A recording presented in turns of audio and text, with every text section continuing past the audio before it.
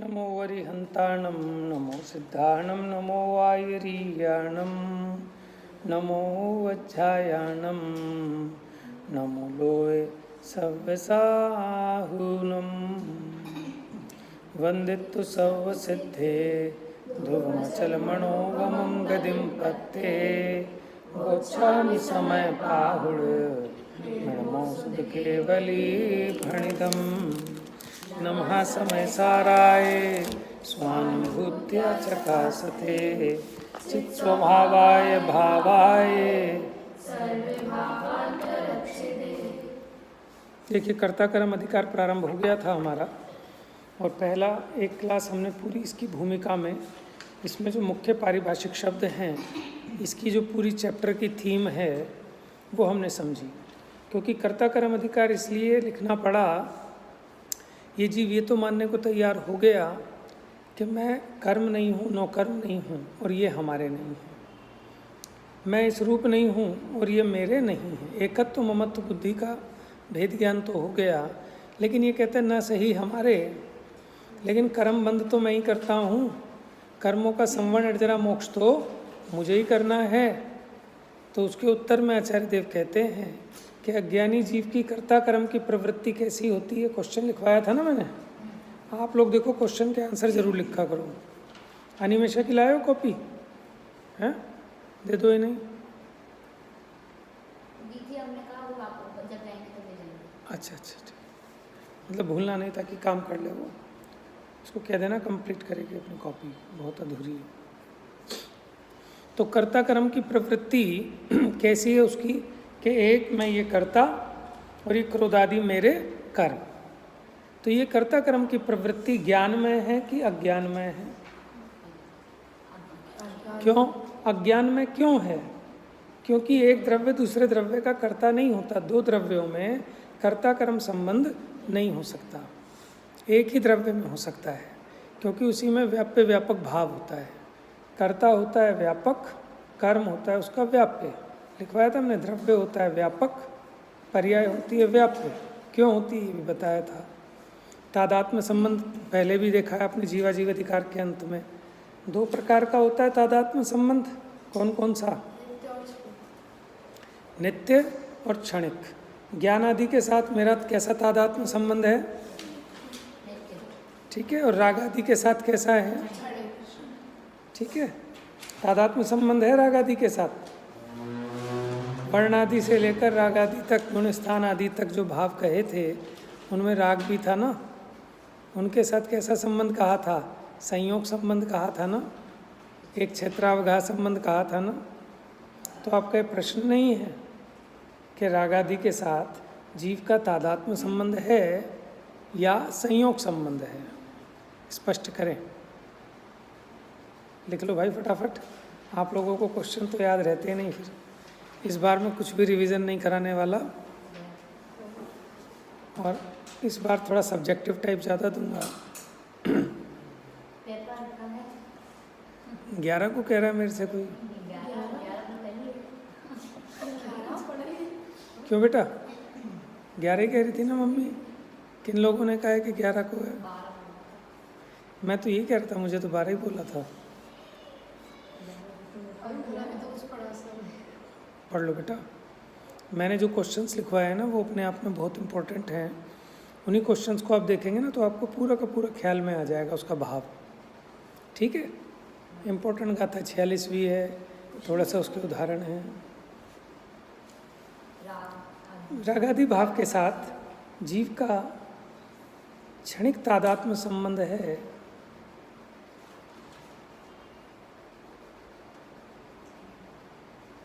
या संयोग संबंध है, स्पष्ट करें। माने रागादि के साथ जीव का क्षणिक तादात्म्य है कि संयोग संबंध है, स्पष्ट करें। कौन स्पष्ट कर सकता है?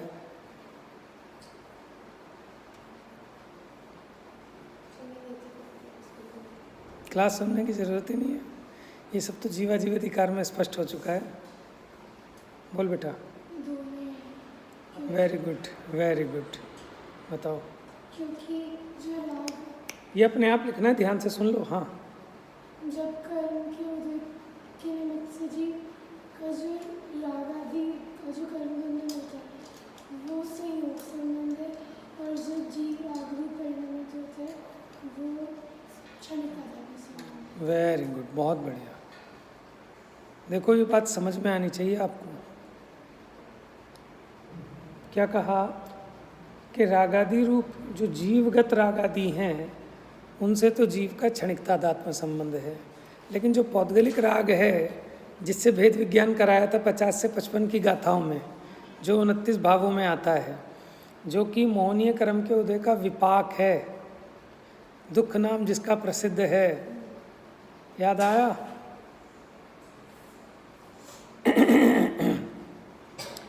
वो जो है वो राग, वो कर्म के उदय का विपाक है, वो पौद्गलिक है, उसके साथ जीव का संयोग संबंध है। लेकिन जो जीव स्वयं रागादि रूप परिणमित होता है, जिसको हम भावाश्रव भावबंध भाव कहते हैं, वो जीव का भाव है, लेकिन क्षणिक तादात्म्य है। जैसे जल गर्म हो गया तो जो जल गर्म हुआ उसमें जो गर्माहट है, उस गर्माहट का जल के साथ कैसा संबंध है? तादात्म्य तो है, क्योंकि जल जिस भाव रूप से वो वस्तु स्वयं परिणमित होती है वो उससे तादात्म्य होती है। ऐसी परिभाषा आई थी ना पीछे जीवा जीवाधिकार के टीका में, कलश के अर्थ में। तो वो तादात्म्य होता है, लेकिन सदा तो रहने वाला नहीं है। जैसे ज्ञान और जीव का तादात्म्य संबंध है, इस प्रकार का संबंध तो जल में और उष्णता में नहीं है, क्षणिक है। ऐसे जीव का जो चेतन में होने वाले रागादि भाव हैं, ठीक है, उनके साथ क्षणिक तादात्म्य संबंध है, लेकिन पौद्गलिक रागादि के साथ संयोग संबंध है। ख्याल में आ रही है बात आपको? कहीं आप हिंट लिखना चाहो तो लिख लिया करो। ठीक है साहब। अब ये चर्चा होने के बाद अब ये सही रूप में समझाना पड़ेगा कि एक्चुअल में कर्ता कर्म होता कहाँ है। ये दो गाथाएं थी एक साथ, 69, 70 निकाल लिया? निकालो बेटा जल्दी जल्दी, इतना टाइम नहीं है, एक बार पढ़ लें।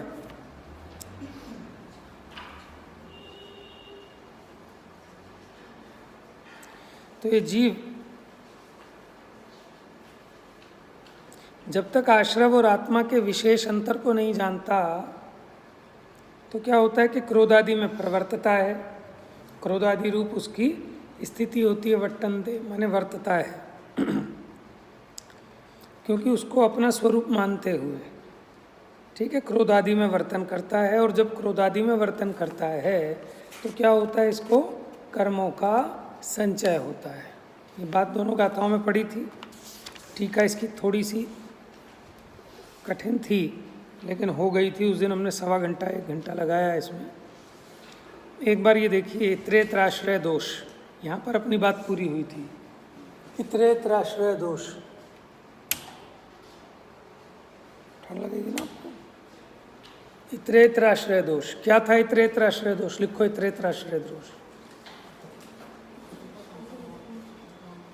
लिख लिया था?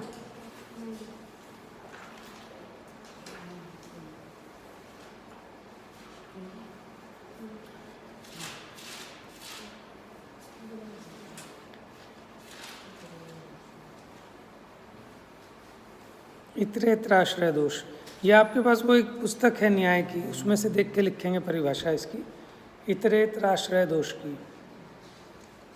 इतर इतर माने वो इसके आश्रित और वो उसके आश्रित। जैसे बताया था ना कि चलो भाई अब रात बहुत हो गई, अकेले नहीं, हम आपको छोड़ के आएंगे। फिर आप कहोगे कह रहे नहीं नहीं आपको हम छोड़ के आएंगे अकेले, तो ये तो ख़त्म ही नहीं होगा, दोष आएगा। ठीक है, इसी प्रकार जैसे वो कहा था कि मुर्गी से अंडा के अंडे से मुर्गी, तो इसमें इतरेत्राश्रय दोष आता है ना। लेकिन सुनो, एक तरीका है कि जब नहीं आता, जब उसका संतान प्रवाह समझा जाता है। संतान प्रवाह क्या होता है? संतान प्रवाह होता है कि जो पहले से चला आ रहा है। देखो, जिस मुर्गी से अंडा हुआ उसी अंडे से अगर वो वाली मुर्गी होती, समझना ज़रा ध्यान से, समझ में आया, तब होता है इतरेतराश्रय दोष। लेकिन ये जो मुर्गी है ये इससे पहले वाले अंडे से हुई है, और वो जो अंडा है वो उसके पहले वाली मुर्गी से हुआ है। समझो, एक मिनट, बात समझ रहे हो? इतरेतराश्रय दोष कब होता? इतरेतराश्रय दोष कब होता कि हमने कहा ये मुर्गी से अंडा हुआ और इस अंडे से ये मुर्गी हुई, तो इतरेतराश्रय दोष होता। लेकिन हम उसमें एक प्रभाव बता रहे हैं कि इस मुर्गी से ये अंडा हुआ ना, तो ये मुर्गी इस अंडे से नहीं हुई, इसके पहले वाला जो अंडा था उससे ये मुर्गी हुई है, और वो अंडा इस मुर्गी से नहीं हुआ, उसके पहले वाली मुर्गी से अंडा हुआ, जहाँ क्रम होता है। इसी प्रकार कोई ये माने कि जीव के भाव से कर्म और फिर कर्म से जीव का भाव, तो ये उसके आश्रित, वो उसके आश्रित हो गया, तो इतरेतराश्रय दोष नहीं आता। क्यों नहीं आता? कि ये जो वर्तमान में इसका भाव हुआ, इसका कारण तो पहले वाला कर्म, पहले जो बांधा था, और वो जो पहले वाला कर्म बंधा था उसमें ये वाला राग भाव कारण नहीं था, उसके पहले वाला राग कारण था। तो इसलिए अनादि संतान प्रवाह होने से इतरेतराश्रय दोष नहीं आता। ये प्रश्न मोक्ष मार्ग प्रकाशक में भी उठाया दूसरे अधिकार में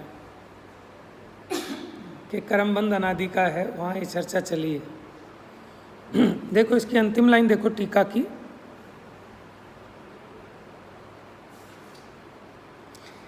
मिल गई आपको? इस प्रकार जीव और पुद्गल का परस्पर अवगाह जिसका लक्षण है, ऐसा संबंध रूप बंध सिद्ध होता है। कैसा बंध है जीव को? एक क्षेत्रावगाह बंध होता है कर्मों के साथ। अनेकात्मक होने पर भी, यानी दोनों अलग अलग हैं, एक नहीं है, कर्म और जीव अलग अलग हैं। एक प्रभापना होने से, लेकिन दोनों अनादि से हैं, कर्म भी अनादि से है जीव के साथ और जीव भी अनादि का है।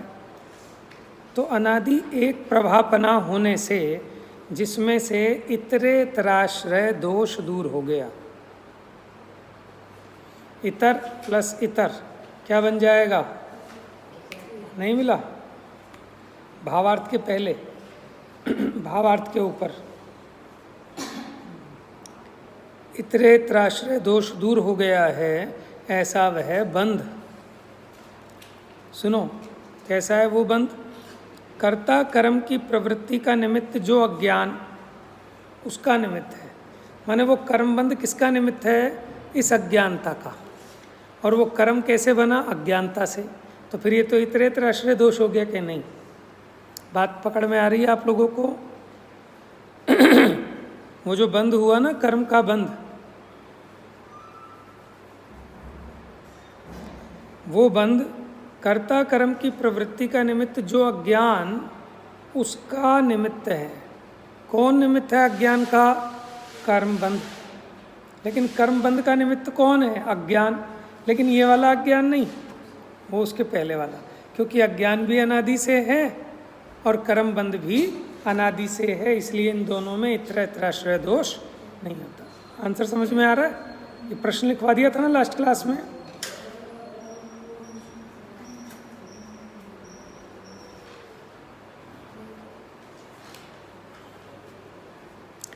अज्ञान से कर्मबंध और कर्मबंध से अज्ञान, इसमें इतरेतराश्रय दोष क्यों नहीं आता? लिखो, अज्ञान से कर्मबंध और कर्मबंध से अज्ञान,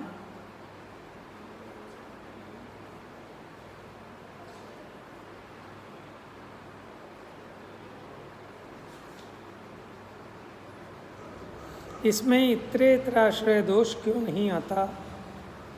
स्पष्ट करें।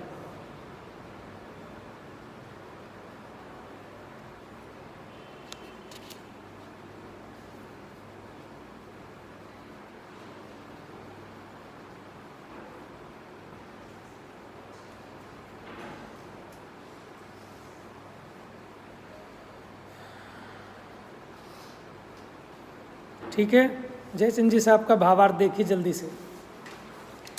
यह आत्मा जैसे अपने ज्ञान स्वभाव रूप परिणमित होता है, समझना, यह आत्मा जैसे अपने ज्ञान स्वभाव रूप परिणमित होता है उसी प्रकार जब तक क्रोधादि रूप भी परिणमित होता है। जो आया था ना टीका में कि अपने ज्ञान आदि भावों में निशंकतया प्रवर्तित होता है, क्योंकि वो तो मेरा स्वरूप है।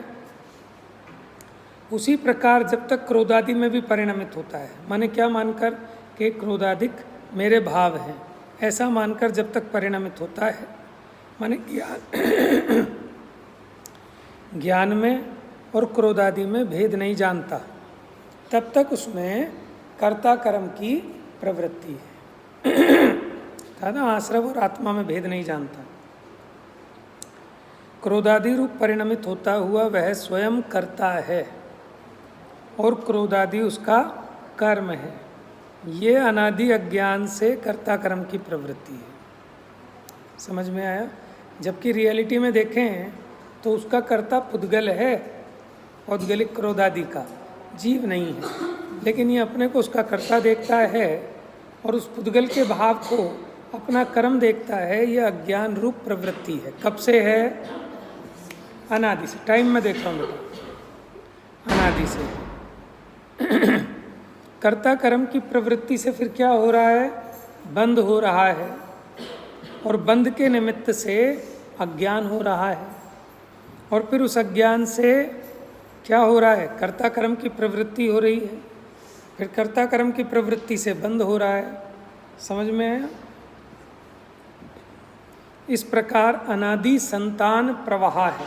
संतान समझ गए? संतान पुत्र को कहते हैं ना, कि पिता से पुत्र हुआ, फिर उससे पुत्र हुआ, फिर उससे पुत्र हुआ, ये संतान प्रवाह। तो ऐसे अनादि से अज्ञान और इस कर्म बंध का संतान प्रवाह होने से इसमें इतरेतराश्रय दोष भी नहीं आता। चलिए अगली गाथा देखते हैं। गाथा नंबर 71 निकालिए, 71। अब प्रश्न ये खड़ा होता है कि इस कर्ता कर्म की प्रवृत्ति का अभाव कब होता है? आप बताओ। ये जो कर्ता कर्म की प्रवृत्ति थी, कौन सी? अज्ञान रूप, कि मैं कर्ता और ये क्रोधादि मेरे कर्म। Very good. जब ये आत्मा और आश्रवों में अंतर को जानेगा। क्यों हो रहा था? क्योंकि इन दोनों में अंतर को नहीं जान रहा था, और आश्रवों में यही मैं हूँ ऐसा एक रूप होकर परिणमित हो रहा था। और जब इसने भेद ज्ञान के द्वारा अपने अपने निश्चित स्वलक्षणों से इनका भेद जाना, तब इसकी अज्ञान मिट गया। जब अज्ञान मिट गया तो वो कर्ता कर्म की प्रवृत्ति भी मिट गई। इसको समझ में आ गया कि पुद्गल के भावों का कर्ता पुद्गल है, मैं मेरे भावों का करता हूँ, इसलिए वो कर्म का संचय जो होता था वो भी अब इसको नहीं होता। गाथा पढ़ते हैं। जय्या इमेण जीवेण अपणो आसवाण यात हेव नादम होदि विशेषं तरम तु तय्याण बंधो से।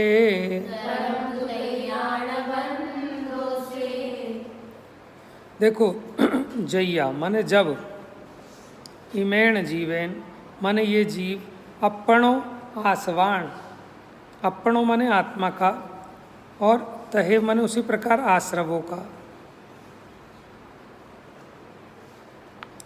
नादम, नादम माने जानता है, होदि माने होता है, विशेष अंतरम विशेष अंतर, तू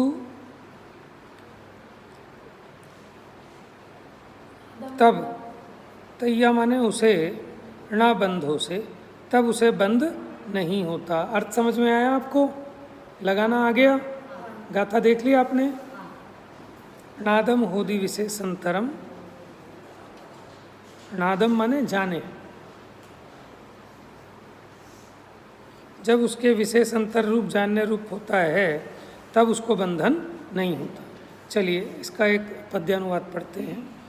ये जीव ज्यों ही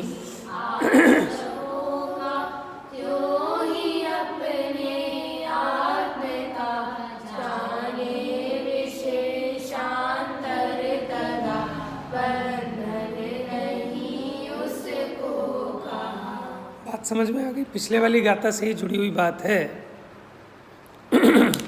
चलिए टीका पढ़ा देते हैं। टीका पढ़ानी है ना सबकी?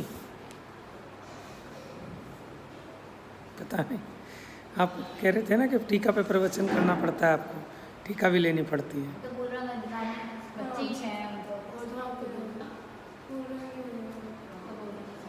चलो थोड़ा सा बता देते हैं। शुरू की इम्पोर्टेंट गाथाएं हैं कुछ, आपका बेस बन जाएगा कर्ता कर्म अधिकार का। चलिए पढ़िए फटाफट, सुनिए जल्दी से। इधर सिर्फ 5 मिनट बाकी हैं हमारे पास। इस जगत में वस्तु है वह अपने स्वभाव मात्र ही है। माने वस्तु जो होती है वो स्व माने अपने भाव मात्र ही होती है। स्व का भवन होना वह स्वभाव है। अंडरलाइन करो, स्व का भवन, भवन का मतलब होता है होना। भू धातु से बना है भवन, आपको ये तो पता ही होना चाहिए। भू धातु से भवन शब्द बनता है। भवन का मतलब है होना, स्व का होना वह है स्वभाव।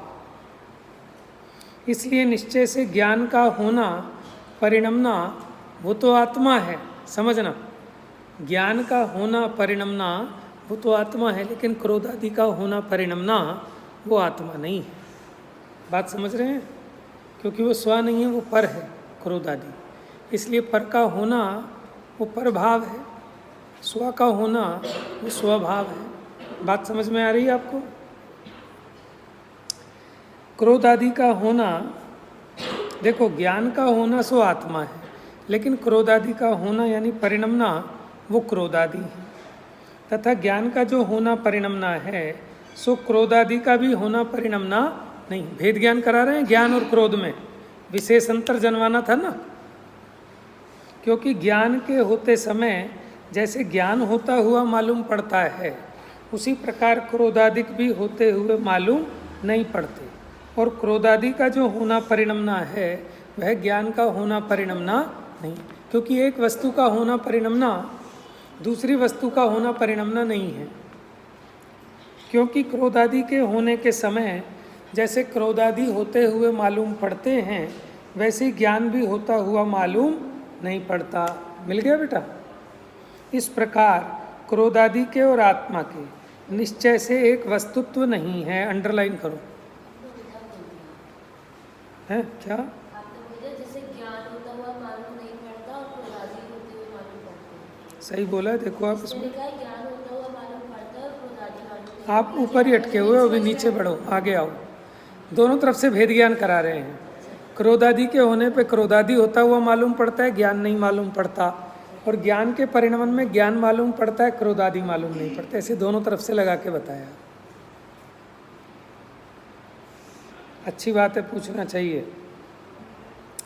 इस प्रकार इसको अंडरलाइन करो। क्रोधादि के और आत्मा के निश्चय से एक वस्तुत्व नहीं है। वस्तुत्व पे स्पेशल अंडरलाइन कर लो, गाढ़ा गाढ़ा। ये बहुत इंपॉर्टेंट बात है। इस पे प्रश्न लिख लो, प्रश्न लिख लो।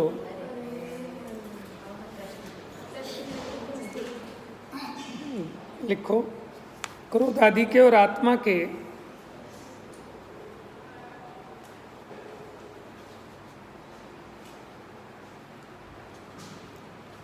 एक वस्तुत्व नहीं है।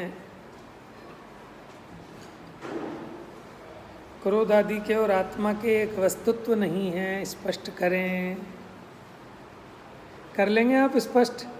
क्योंकि दोनों न्यारी न्यारी वस्तुएं हैं।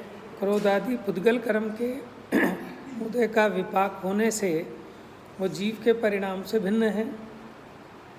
और जिस प्रकार क्रोध आदि का होना परिणमना है, वो ज्ञान आदि का होना परिणमना नहीं है।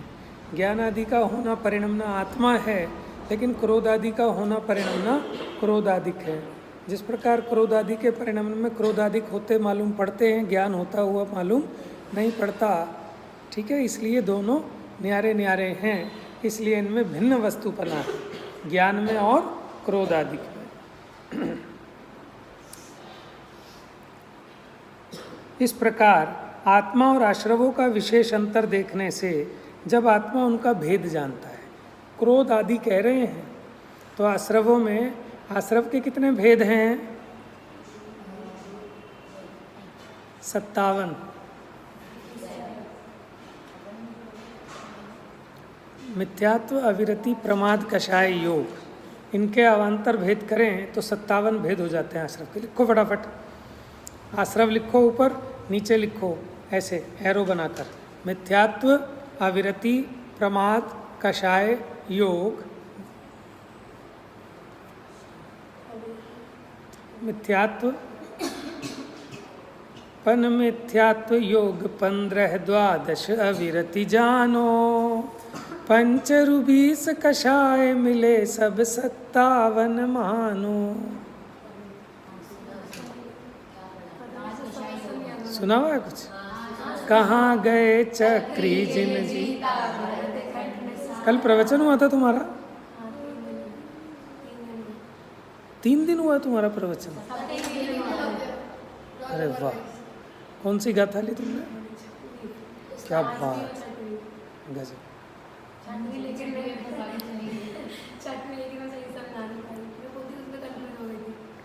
छठवीं नहीं समझ में आई तो फिर क्या समझ में आया?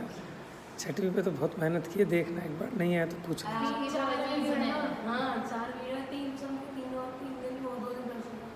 तो समझी नहीं ना, सुनने से काम नहीं चलेगा। अच्छा, मेरा नाम करोगे रोशन या बदनाम करोगे? चलो सुनूंगा मैं आप लोगों के प्रवचन। उस दिन आज्ञा का सुना था मैंने, बहुत अच्छा लगा मुझे बहुत खुशी होती है कि चलो, मुझे ऐसा लगता है कि मैं कुछ सक्सेसफुल तो हुआ है ना।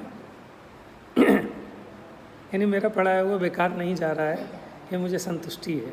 बाकी तो देखो वो चीज़ें बहुत हाई फाई हैं, थोड़ा टाइम लगता है उसमें, ज़िंदगी थोड़ी सी लगानी पड़ेगी, ठीक है ना। अभी तो आप बहुत बच्चे हैं, छोटे हैं, और इतना कर पा रहे हैं तो भी मुझे बहुत प्रसन्नता होती है। लेकिन क्योंकि मेरा फ़र्ज़ ये है कि आप कितना भी अच्छा करोगे, मैं तब भी कहूँगा कि अभी ये कमी और है, ठीक है। बाकी मैं बहुत संतुष्ट हूँ आप लोगों की कक्षा से। मेहनत करो थोड़ी सी, एक आध बच्चा है थोड़ा सा, वो भी चल जाएंगे। चलो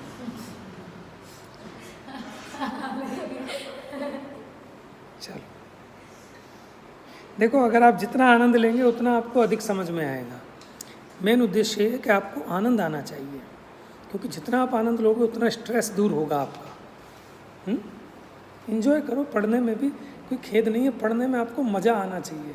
जैसे मैथमेटिक्स आप लेके बैठे हैं तो आपका मन ना करे कि छोड़ें, तब आप समझ लेना कि आप सक्सेस हो गए। बस यही उद्देश्य था।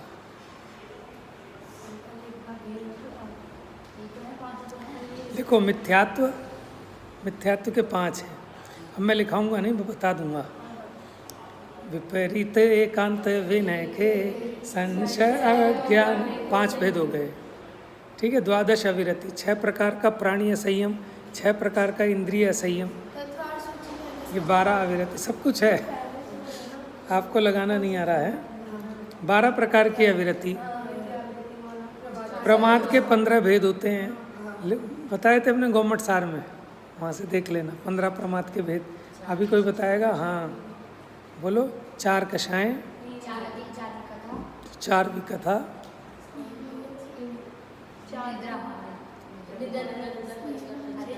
निद्रा और स्नेह तो एक है, क्या रह गया? विकथाएं। 4 कषाय, 4 विकथा और 5 इंद्रियों के विषय, 8 5 13, निद्रा और स्नेह। 15 प्रकार का प्रमाद। कषाय 25 आपको पता है, 16 चौकड़ी वाली और 9 कषाय। और योग के कितने भेद हैं? 15 है मोटे रूप में। वैसे योग शायद जोड़े नहीं इसमें, टोटल करना।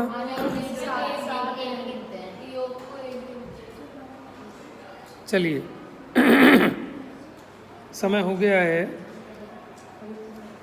अब देखो आगे की बात।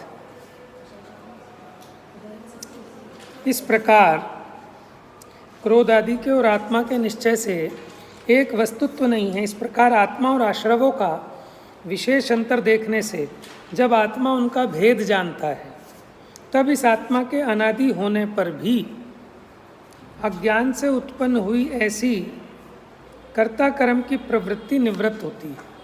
क्या अनादि से है भले ये, लेकिन ये नष्ट हो जाती है।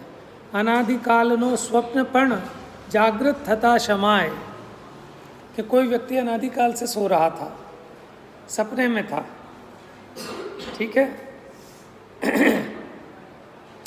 अब वो स्वप्न क्योंकि अनादिकाल का है, तो स्वप्न को मिटने के लिए कितना टाइम चाहिए?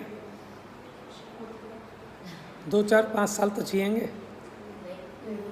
जागृत तथा समाय, कि जागते ही वो नष्ट हो जाता है।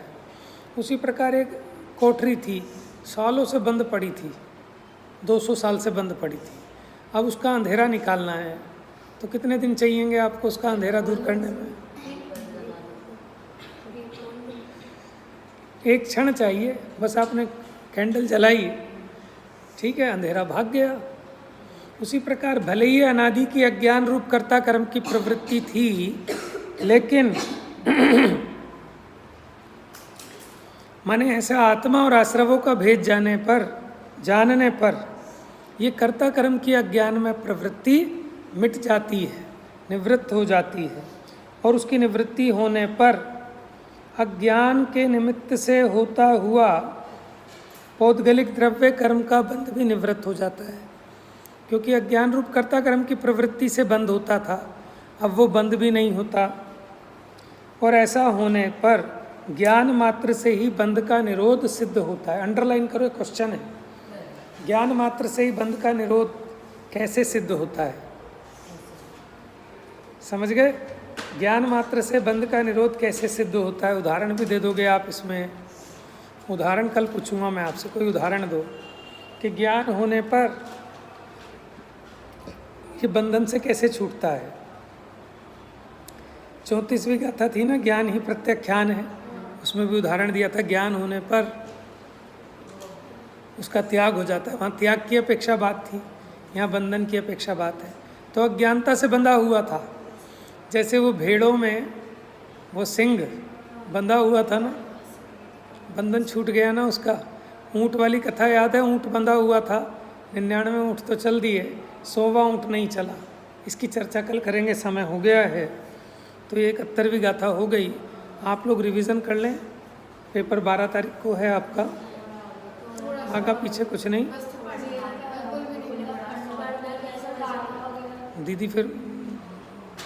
दीदी ने टाइम दिया हुआ शायद, आप तो बता रहे थे दीदी ने कहा 12 तारीख को।